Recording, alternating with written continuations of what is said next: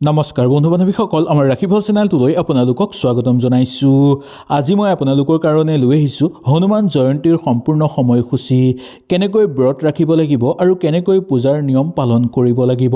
আৰু লগতে এটা কথা আমি জানিম যে পূজাৰ গোপন নিয়মৰ কথা, যিটো কৰিলে ঘৰত শান্তি বৃদ্ধি পাবলৈ ধৰিব, ঘৰত ধন বৃদ্ধি পাব, শক্তি বৃদ্ধি পাবলৈ ধৰিব আৰু আপোনালোকৰ শত্ৰুৰ পৰা ৰক্ষা পৰিব।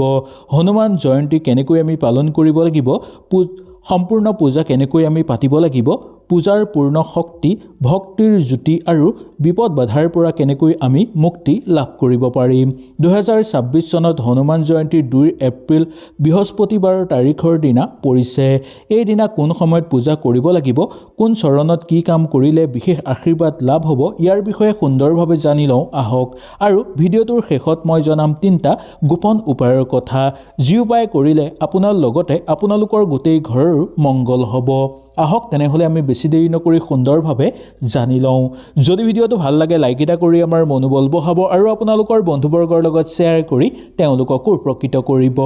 আহক আমি জানি লওঁ হনুমান জয়ন্তীৰ সম্পূৰ্ণ সময়সূচী।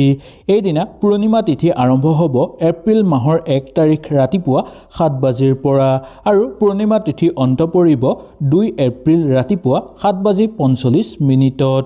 তিথিৰ দৃষ্টিৰে চাবলৈ হ'লে হনুমান জয়ন্তী 2 এপ্ৰিল তাৰিখে পালন কৰা হ'ব। এই দিনটো সূৰ্যোদয়ৰ পৰা সন্ধ্যাৰ সময়লৈকে শক্তি সৰ্বাধিক হৈ থাকিব আৰু এই সময়ত পূজা কৰিলে ভাল ফলাফলো আপোনালোকে লাভ কৰিব পাৰিব। সৰ্বোত্তম পূজাৰ নিয়ম হ'ল সূৰ্যোদয়ৰ পিছত 1 ঘণ্টাৰ ভিতৰতে এই সময়ত হনুমানজীৰ শক্তিশালী প্ৰাণ শক্তি অধিক সক্ৰিয় হৈ থাকে।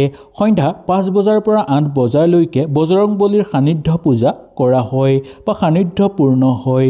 যদি এই সময়ত আপোনালোকৰ সময় নাথাকে তেনেহ'লে ৰাতিপুৱা 11:30 পৰা 12:30 সময়খিনি মধ্যাহ্ন শুভ সময়ত পূজা কৰিব পাৰে। এই সময়ত পূজা কৰিলে আপোনালোকে বিশেষ ফল লাভ কৰিব পাৰিব। এতিয়া আমি জানি লওঁ আহক এই হনুমান পূজা আমি কেনেকৈ পালন কৰিম। ঘৰখন শুদ্ধৰভাৱে পৰিষ্কাৰ কৰিব, তাৰ পিছত হনুমানজীক প্ৰতিষ্ঠা কৰিব আৰু হনুমানজীৰ সন্মুখ ভাগটো সুন্দৰভাৱে আপোনালোকে পৰিষ্কাৰ কৰি ল'ব। তাত আপোনালোকে ৰঙা কাপোৰ এখন পাৰি হনুমানজীৰ তাৰ ওপৰত প্ৰতিষ্ঠা কৰিব আৰু সেন্দুৰ চাউল দি আৰু নৈবেদ্য দি আপোনালোকে প্ৰাৰ্থনা কৰিব।